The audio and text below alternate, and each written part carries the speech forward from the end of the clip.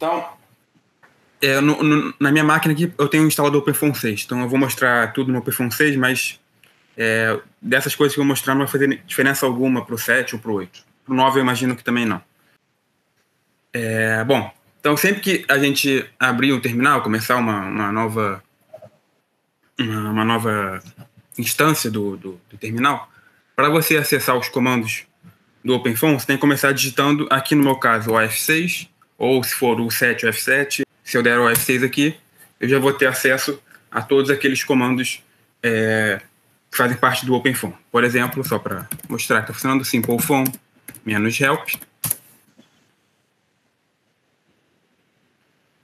Mostrou aqui o help do simpleFOAM como deveria funcionar. Cada caso do OpenFOAM é um diretório, uma pasta separada.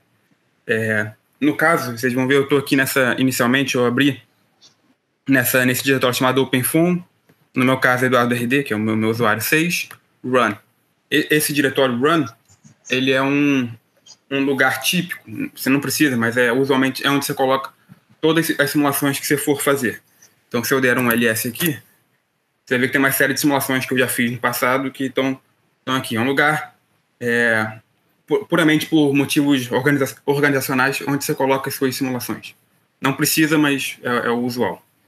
Então, cada um desses diretórios que estão aqui em azul seria uma simulação diferente. Então, para começar a explicar a maneira geral de como funciona cada simulação, também vou copiar algum dos tutoriais, que é a maneira básica como você começa qualquer simulação. Ou copiar algum tutorial que já vem com o OpenFOAM, ou você copia alguma simulação prévia que você já fez, que seja relativamente parecida com o que você quer fazer. Então, para copiar, o comando é como cp de copy, -r, porque é recursivo, quero copiar o diretório todo, e as pastas e os arquivos. No caso, eu quero copiar dentro dos tutoriais, FOAM tutorials, e só um parênteses aqui, o que eu fiz agora, eu usei o tab para autocompletar. Isso é uma ferramenta muito, muito útil dentro do terminal. Se eu escrever só FOAM T, eu dar um tab, ele reconhece que é FOAM tutorials e autocompleta.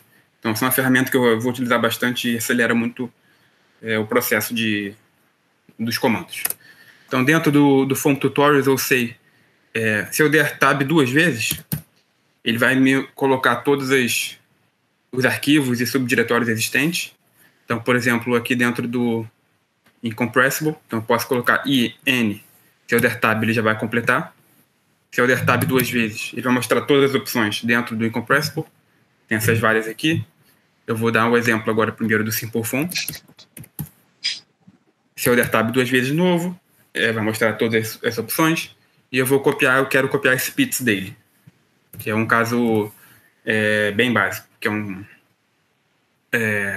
escoamento sobre um degrau. Eu vou mostrar isso mais à frente. Então, eu quero copiar o PITS dele e eu quero copiar para o lugar onde eu estou, que é o run. Então, se eu colocar ponto, coloquei só um ponto aqui, significa copie para o lugar onde eu estou. Se eu quisesse copiar para esse lugar, mas com outro nome, eu poderia colocar, sei lá, simulação, ou qualquer outro nome que eu quisesse. Eita. Feito isso, se eu der ls, você vê que apareceu aqui, que eu chamei de simulação, mas poderia chamar de qualquer nome. O nome que você dá para o seu diretório, de novo, é irrelevante para a simulação em si, mas é bom você colocar o nome mais descritivo possível para você, às vezes, futuramente, você voltar e lembrar o que significa aquilo. Muitas vezes eu já fiz isso, às vezes, você coloca, sei lá, simulação 1, simulação 2, simulação 3, e semanas depois você vai voltar e não lembra o que significa cada uma desses números. Então, uma dica é colocar nomes razoavelmente descritivos. Vou usar o comando cd para entrar aqui na simulação. E a gente vê aqui dentro de um caso básico do OpenFOAM, sempre tem que ter pelo menos esses 3 diretórios, ou pastas, né? Um chamado 0, um chamado constant e um chamado system. Mais para frente, ao longo dessas aulas, eu vou entrar com mais detalhes do que tem dentro de cada um deles, mas a ideia dentro do 0, o zero significa de tempo igual a zero, é onde você vai especificar as condições iniciais do seu problema e as condições de contorno também.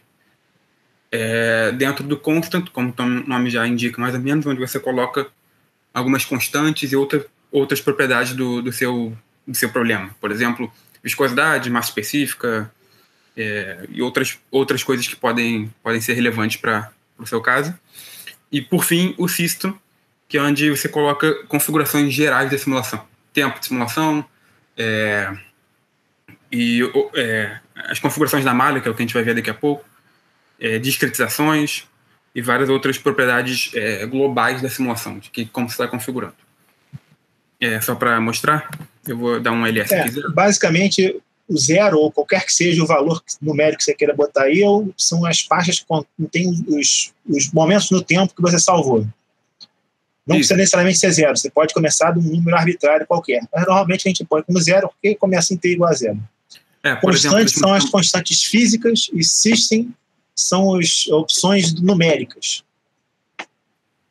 Exatamente. Só para mostrar de exemplo uma simulação anterior que eu já fiz e terminei. Essa não foi uma boa. Mas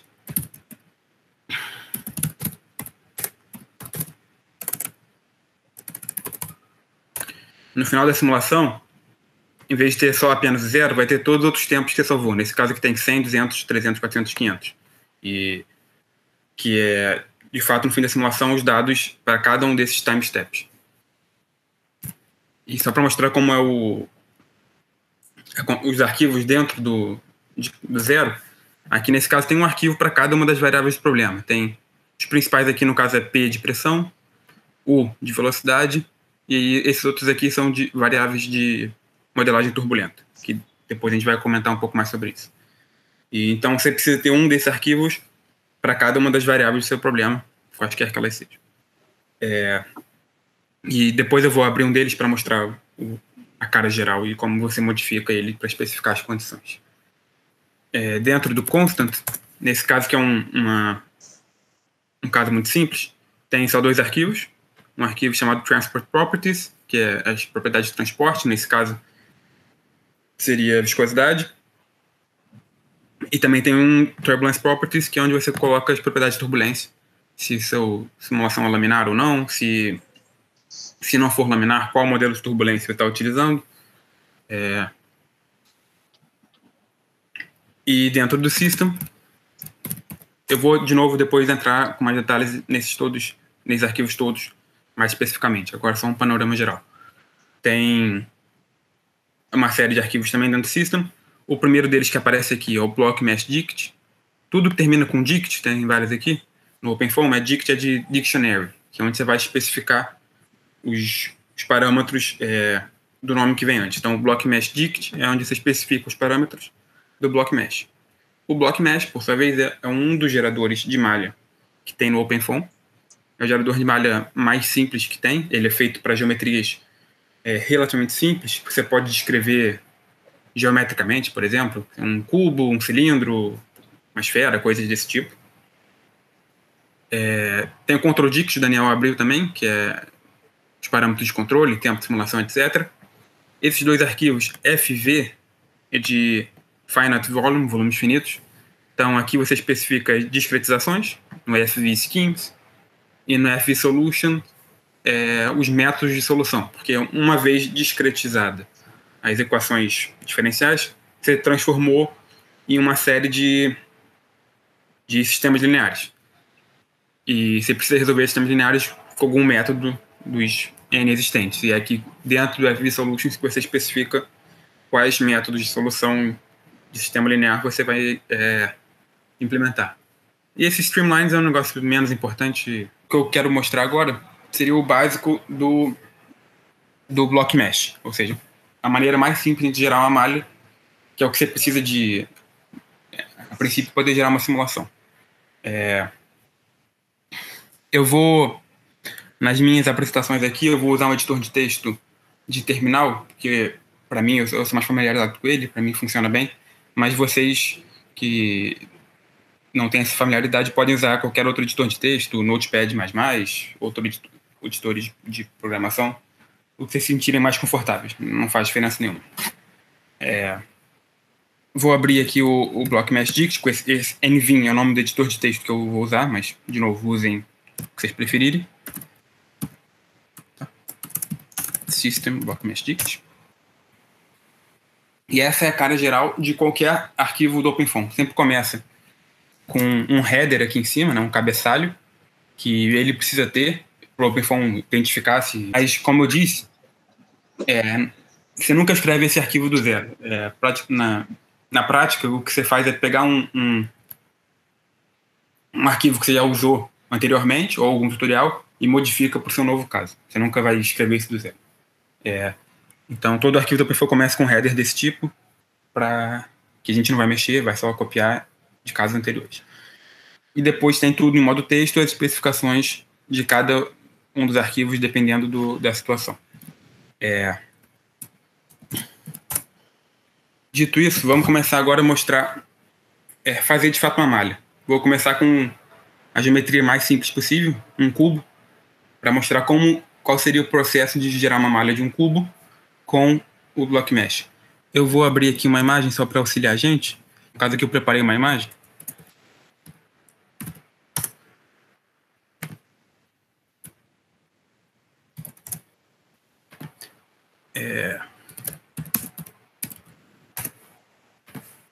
Então aqui eu já preparei a imagem do cubo e eu já numerei aqui os vértices de 0 até 7, dessa maneira que eu escolhi aqui.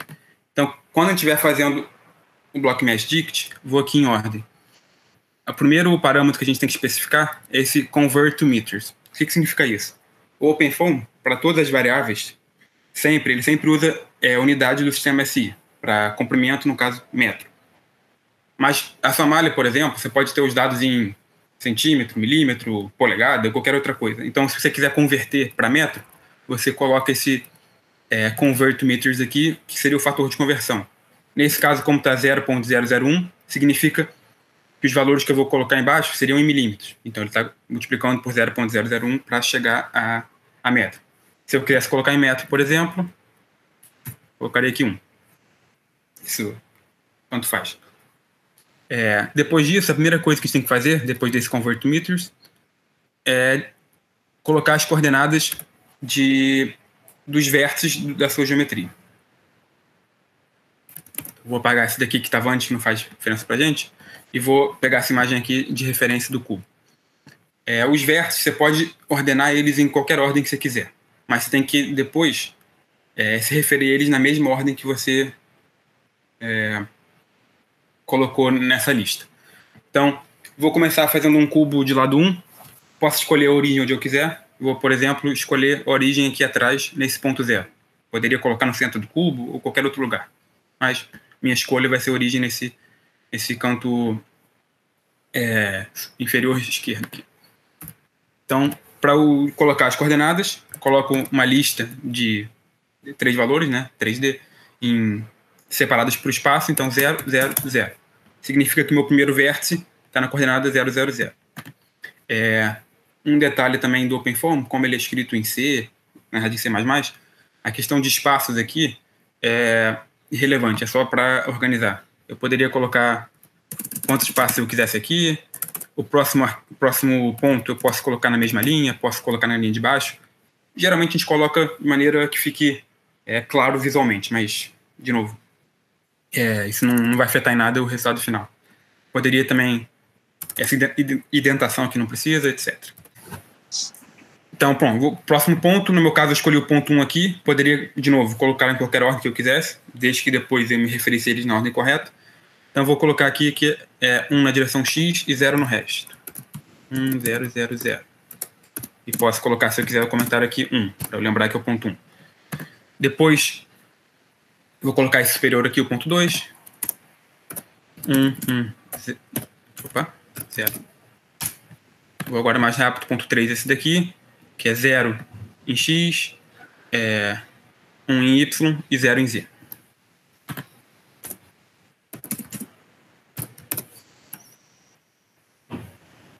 E depois os próximos 4 pontos, 4, 5, 6, 7, na ordem que eu coloquei aqui, essas mesmas 4 coordenadas, mas com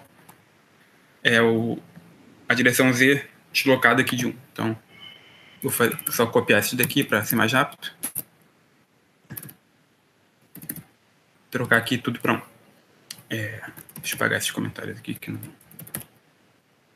Se eu quisesse, poderia adicionar os comentários aqui. Dessa vez eu não vou, mas...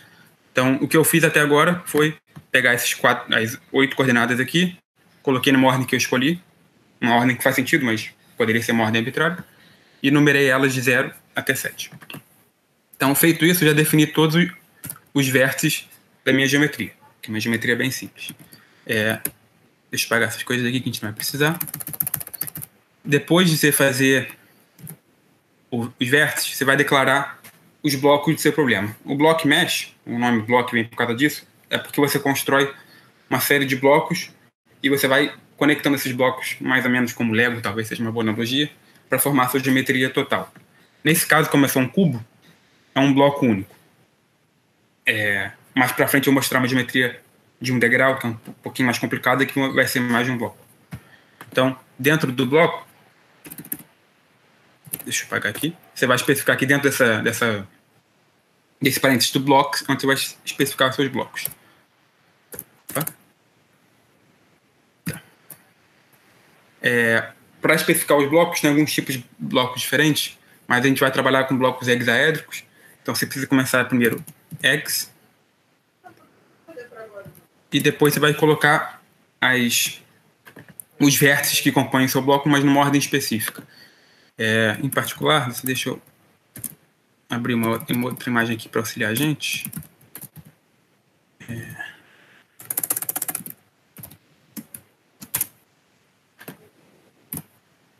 Essa imagem aqui é uma imagem bastante importante quando você estiver fazendo uma malha com block mesh. Ela se encontra no guia do usuário ou se encontra isso fácil na internet. Ela indica para um bloco genérico do block mesh qual é a ordem que você tem que descrever os vértices. Como eu falei antes, a ordem que você coloca os vértices ali, aqui no começo, é arbitrária. Mas mais para frente você vai ter que especificar esses vértices de acordo com a ordem que você colocou aqui.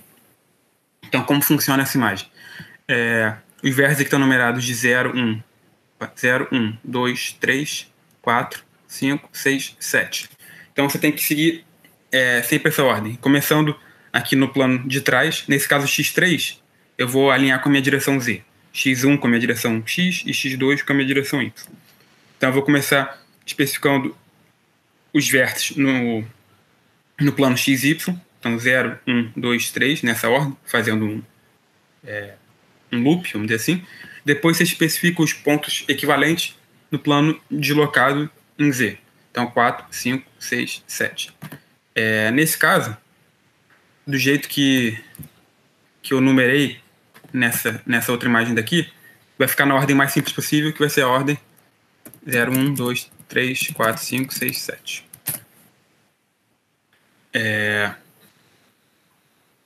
Depois disso, você tem que especificar... Agora eu já especifiquei as coordenadas que formam os vértices do meu bloco, que é um bloco hexaédrico, que é um bloco com 8 vértices.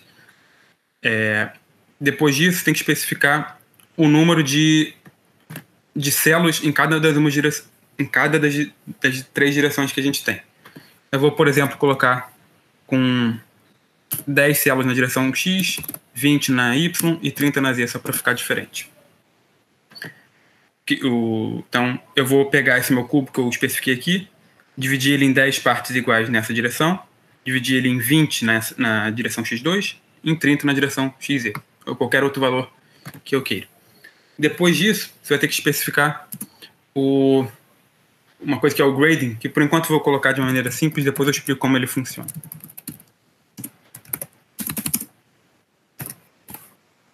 Então, assim a gente já especificou completamente o nosso bloco. Começando, de novo, pela ordem dos vértices, que tem que seguir essa imagem daqui. Depois pelo número de células em cada direção. E depois pelo grading, que eu vou explicar daqui a pouco como funciona. Por enquanto, eu vou deixar ele como 1, 1, 1.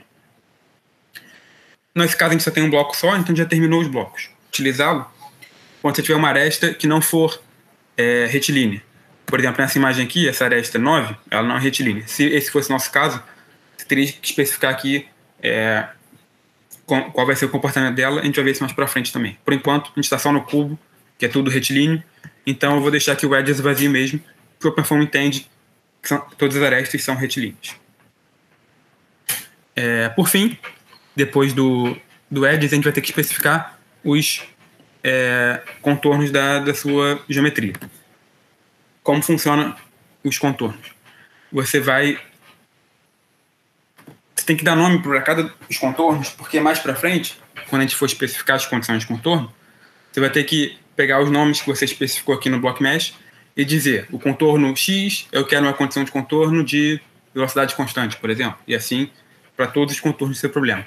Então aqui que a gente especifica qual o nome e qual o tipo de cada um dos contornos. A especificação dos contornos é bem simples.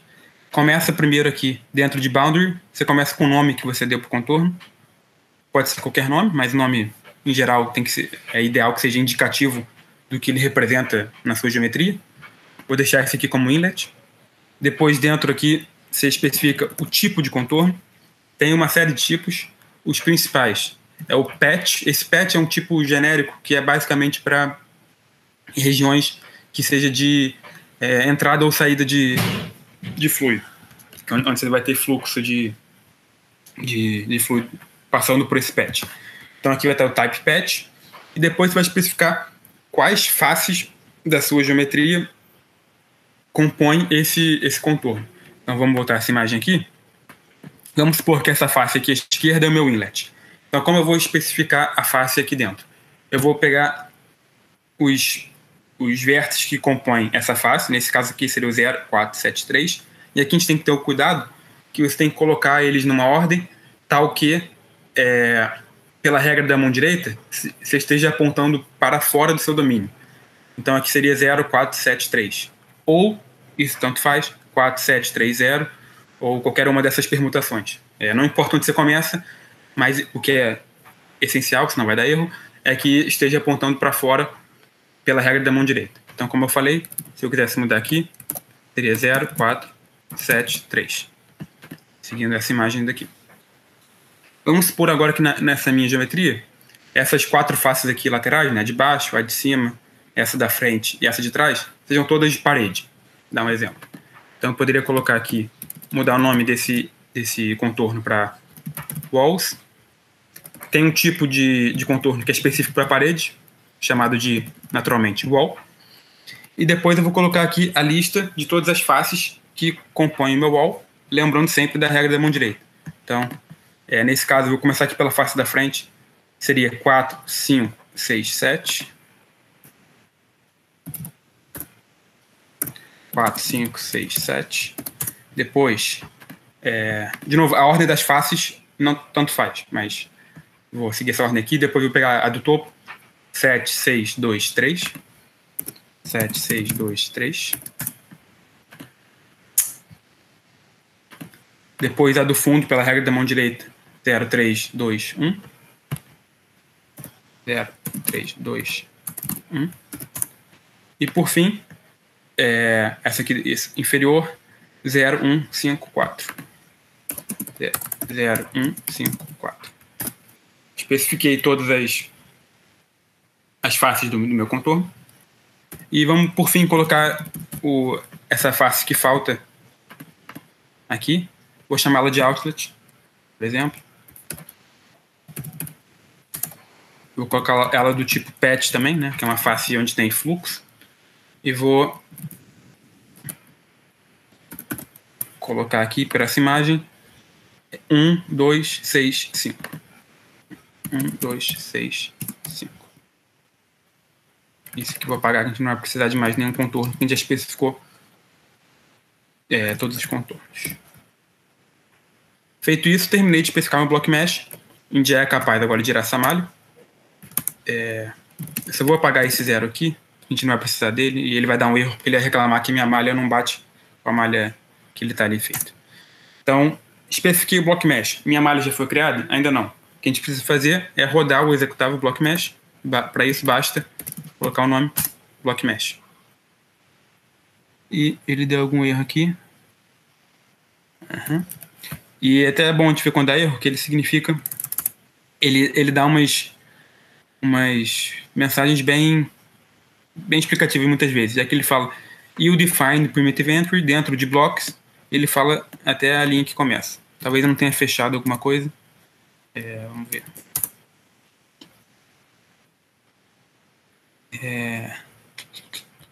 Foi nessa linha aqui.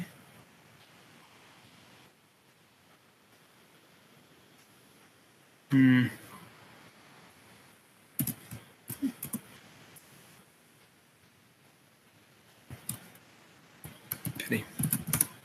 Deixa eu ver se eu esqueci alguma coisa.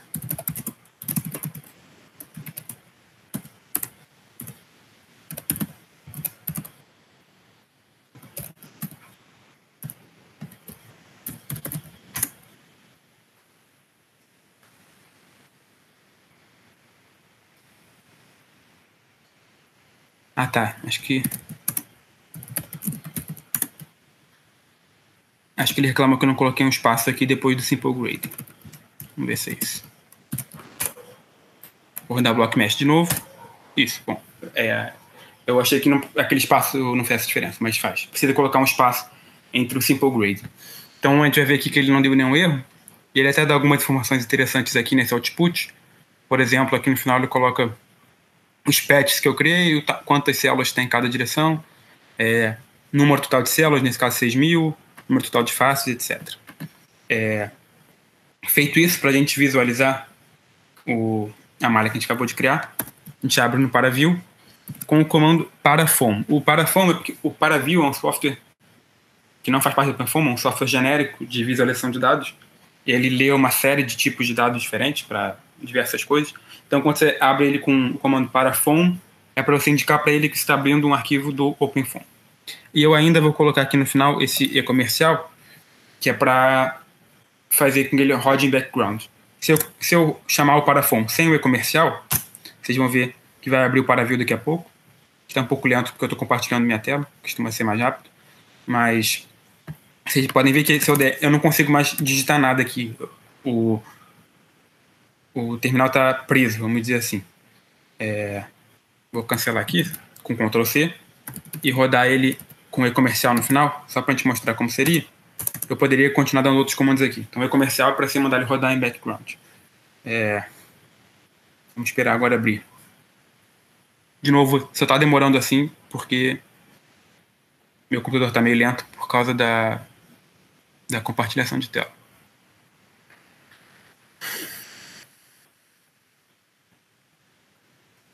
Bom, essa é a cara geral do ParaView. É um software muito rico, com uma série de funções. Eu vou mais para frente passar algumas delas. Mas por enquanto você quer visualizar, então basta eu clicar aqui o Apply, que ele vai aparecer aqui o nosso cubo, né? Bem simples, como a gente declarou.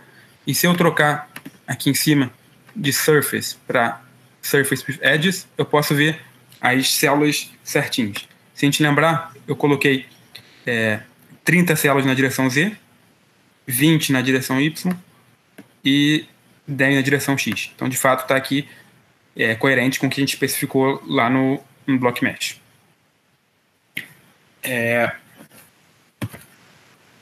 Então, de agora, a gente já conseguiu gerar uma malha muito simples, que é uma malha de um cubo. Vamos supor, por exemplo, que agora eu queira, em vez de que as minhas células sejam uniformemente espaçadas na direção Z, eu quero que elas sejam mais refinadas nesse lado de cá, ou seja, no Z igual a 1. Como que eu posso fazer isso? Bom, bem simples. Voltando lá no Block Mesh Ticket, dentro da especificação dos blocos, tem esse final aqui que é o Simple Grading, que eu passei rápido para ele na última vez. No caso, ele está aqui inicialmente como 1, 1, 1. O que significa isso? Não tenho nenhum gradient, ou seja, não tem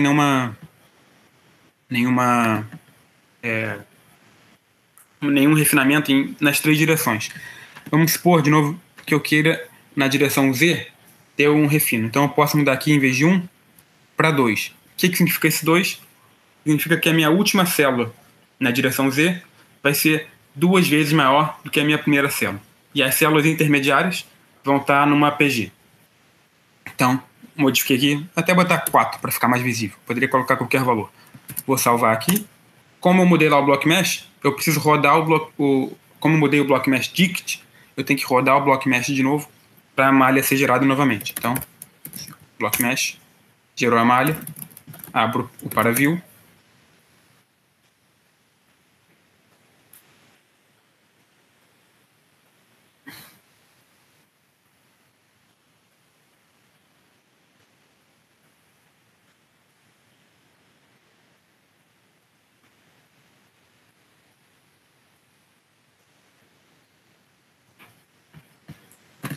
Se eu der um apply aqui e colocar de novo no Surface Edges, a gente vê que aqui na direção Z, que foi a direção que eu mudei, essa última célula aqui é 4 vezes maior do que essa primeira, como eu especifiquei.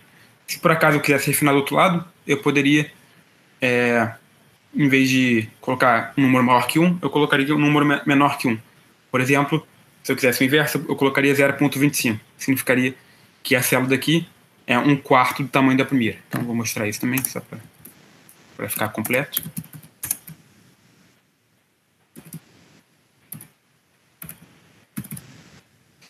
(0,25). Salvei, rodo o block mesh, rodou,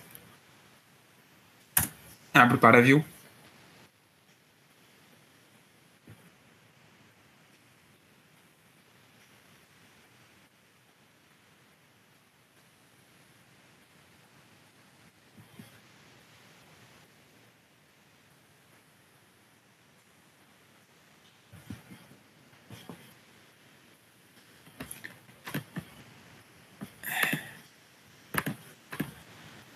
Agora a gente vê que está ao contrário, né? Aqui no fundo, as células estão maiores, no caso 4 vezes maiores do que a primeira célula daqui. E obviamente você pode combinar isso, colocar um grading nas 3 direções, ou só em algumas, e esse é o básico do básico. Do grading mais para frente eu vou mostrar, não agora, se eu quisesse, por exemplo, refinar tanto o lado de cá quanto o lado de cá e deixasse menos refinado no meio, como a gente faria isso? Mais tarde eu vou mostrar isso. Talvez não hoje, que acho que não vai dar tempo. Então, com isso que eu mostrei até agora, a gente já é capaz de gerar malhas bem simples, com um bloco só, nesse caso do cubo. Vamos agora tentar gerar uma variação desse cubo. Vamos supor que eu quisesse, como mencionei antes, que as arestas não fossem todas retilíneas. Se eu quisesse que uma das arestas fosse um semicírculo, por exemplo. Assim. Acho que essa imagem talvez é um pouco complicada de ver, mas vamos supor que eu troquei aquelas 2 arestas aqui, aqui liga o 1 e o 2, aqui liga o 5 e o 6, por semicírculos. Vamos supor que eu quisesse fazer isso por algum motivo. É muito simples. Lá no Block Mesh Dict, dentro do Edges, que é onde a gente especifica nossas arestas não retilíneas, você vai especificar como você vai modificar. Tem uma série de tipos de arestas que você pode colocar. A mais útil, e a que eu vou mostrar agora, é para um arco de círculo. Então, para se especificar, é bem simples. Você coloca arc, de arco de círculo. Depois você coloca quais vértices ela está ligando. Se a gente voltar para essa imagem aqui, eu quero ligar o vértice 1 ao vértice 2. Então, 1, 2. E depois eu especifico, no caso do arc, um terceiro ponto que esteja dentro desse arco de círculo, porque 3 pontos definem exclusivamente a circunferência. Então eu poderia colocar qualquer ponto ao longo desse arco aqui que ele ia reconhecer. Por simplicidade, vou pegar, por exemplo, esse ponto aqui do meio e especificar ele aqui. Então, nesse caso, pelo meu sistema de coordenadas, seria em x 1 mais meio, porque aqui ele teria um raio de meio, porque essa altura aqui eu coloquei 1, então ele teria um raio de meio. Então em x ele seria 1,5. Em y ele seria meio. E em z ele seria 0. Então feito isso, já especifiquei o arco aqui de trás. Para esse arco aqui da frente, essencialmente a mesma coisa. Vou copiar aqui. Mas em vez de 1, 2, eu estou ligando os vértices 5 e 6. 5, 6. E agora o terceiro ponto na minha circunferência vai ser 1,5 em x, meio em y, mais em z, aqui vai ser 1, pelo sistema de coordenadas que eu escolhi. Se eu quiser manter o resto do jeito que estava, eu não quero mudar nada, só quero mudar essas arestas. Então só isso que eu preciso modificar. Salvo o arquivo e rodo o BlockMesh. Rodou o BlockMesh. Se a gente abrir agora no ParaView, a gente vai ver que vai deixar de ser um cubo e vai ter aquelas arestas curvas como a gente especificou.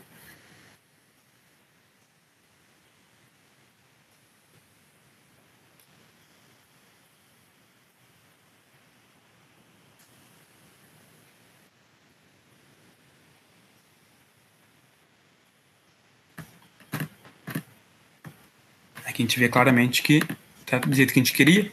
E se a gente olhar aqui o Surface with Edges, a gente percebe que, como sempre, apesar de essa aresta aqui global da geometria for curva, individualmente as células todas sempre têm arestas retilíneas. Então ele está aproximando aqui a curva com N arestas retilíneas, sendo que esse número, obviamente, é especificado pelo número de células que a gente especificou. Essa aqui é uma malha que está bem feia, bem grosseira, mas se a gente mudar esse número de células ia ficar mais bonito. Mas, bom, isso seria o básico de a gente fazer arestas com um arco de círculo. Além disso, além desse arc, tem outros comandos para outros tipos. Você pode colocar... tem elipses, você pode colocar um spline, tem vários outros tipos que eu não vou mostrar aqui, mas a sintaxe é basicamente essa. É sempre o nome do tipo de arco que você está especificando, quais vértices ele liga, e depois, dependendo do tipo de aresta, você vai especificar alguns outros parâmetros. Esse é a sintaxe do arc, que é mais útil. Então, e obviamente você poderia fazer isso em N arestas, ou todas as arestas, ou quantas você quisesse, combinando os tipos diferentes. Vamos supor que eu, aqui no bloco, que eu, por algum motivo de atenção, troquei a ordem. Então, se eu colocasse aqui 1,0 em vez de 0,1, salvar, vamos ver a mensagem de erro que ele vai dar, que é uma mensagem de erro bem comum.